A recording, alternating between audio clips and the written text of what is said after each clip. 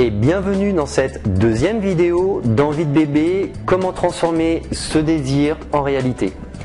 J'aimerais commencer cette vidéo par cette citation de Benjamin Péret.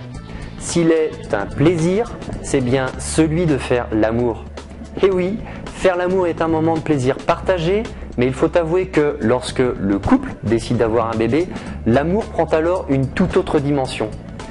Comme le dit si bien Gilles Deleuze, faire l'amour n'est pas ne faire qu'un, ni même deux, mais faire 100 000.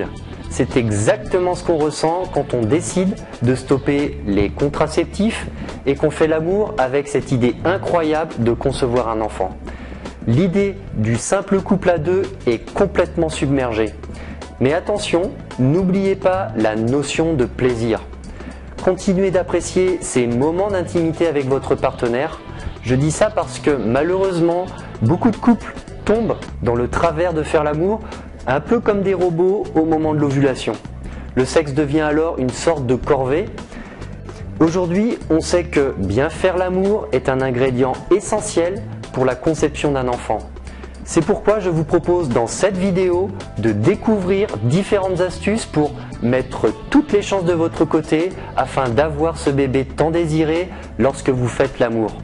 Nous verrons notamment les positions favorables et les positions défavorables, ainsi que les questions les plus fréquentes et les idées reçues. Le Kama Sutra offre de multiples possibilités en termes de position sexuelle.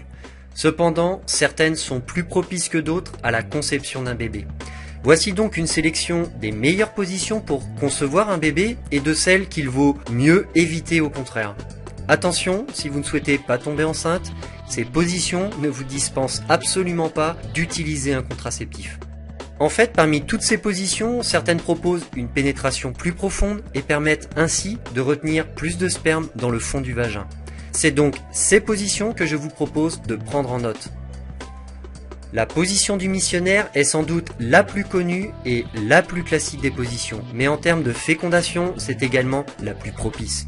La femme s'allonge sur le dos, cuisses écartées, et l'homme se place au-dessus d'elle.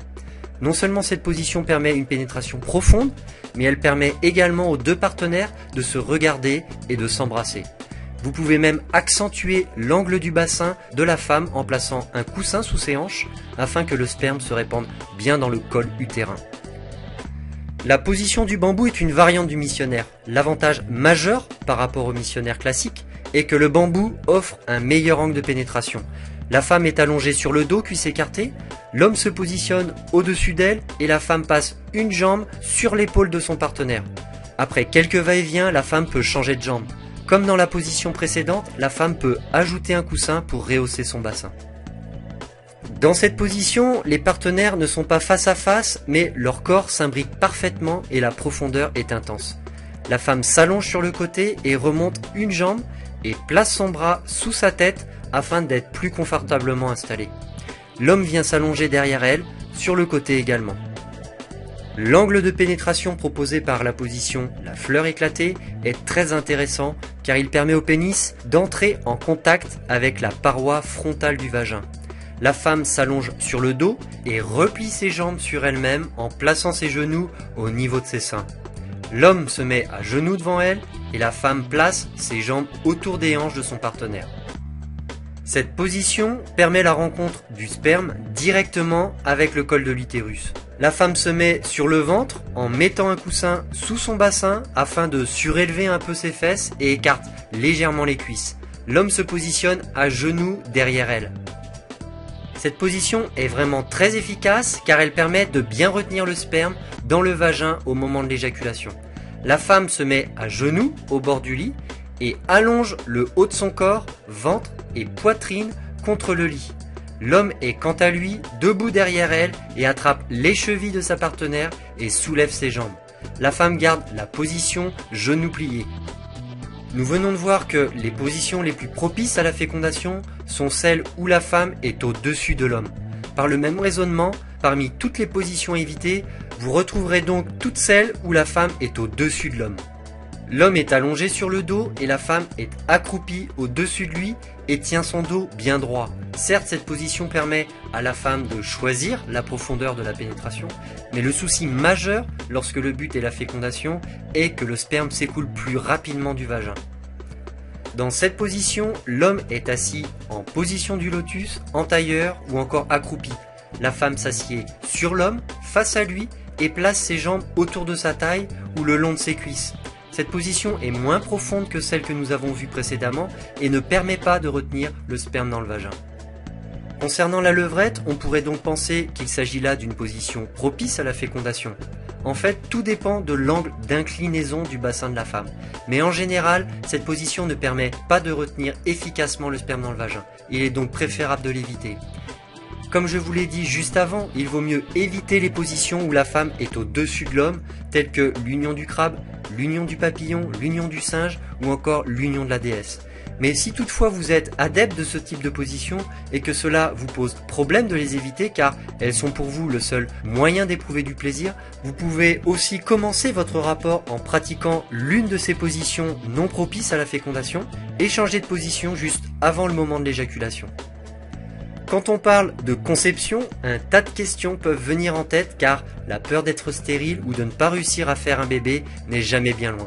Je vous propose donc de répondre à une série de questions très fréquentes afin de mieux vous aider dans votre projet de bébé. Nous avons vu dans la vidéo précédente que la phase durant laquelle une femme est féconde est d'environ 5 jours.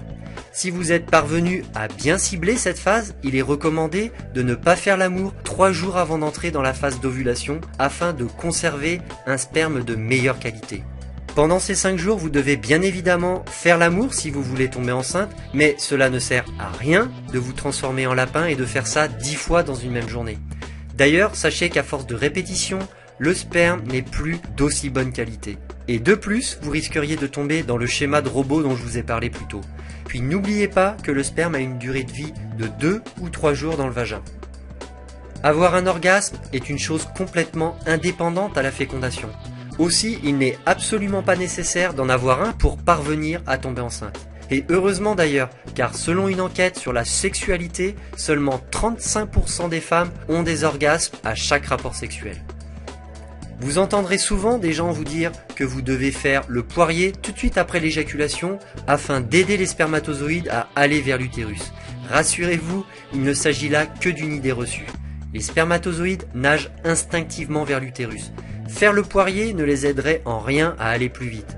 En revanche, il est recommandé de ne pas se lever tout de suite après un rapport et de rester allongé entre 10 et 12 minutes sur le lit avec les jambes assez serrées. Cette position de repos permettra aux spermatozoïdes de passer plus facilement. Après un rapport sexuel, une femme a tendance à tout de suite aller aux toilettes afin de limiter le risque d'infection urinaire qu'on appelle cystite et de se laver les mains pour éviter les écoulements de sperme. Il est évident que si vous faites l'amour dans le but d'avoir un bébé, il n'est pas tout à fait recommandé d'aller vous laver ou d'aller uriner tout de suite après. Vous risqueriez, notamment en pratiquant une douche vaginale, de tuer les spermatozoïdes. Attendez donc au moins une demi-heure avant d'aller aux toilettes et de prendre une douche. Voilà, j'espère avoir répondu à plusieurs de vos questions. Vous avez à présent toutes les cartes en main pour faire l'amour afin d'avoir toutes les chances pour faire un bébé. J'ai envie de vous souhaiter beaucoup de plaisir pour vos essais. Dans la prochaine vidéo, vous découvrirez comment savoir si madame est tombée enceinte. Vous apprendrez notamment quel est le bon moment pour savoir si vos essais ont fonctionné, les différents moyens à votre disposition pour savoir si vous êtes enceinte et leur degré de fiabilité. Et enfin, vous verrez ce que vous devez faire si vos essais ont marché et ce que vous devez faire si au contraire vos essais n'ont pas fonctionné. Alors je vous dis à demain pour la prochaine vidéo d'Envie de bébé, comment transformer ce désir en réalité. Au revoir.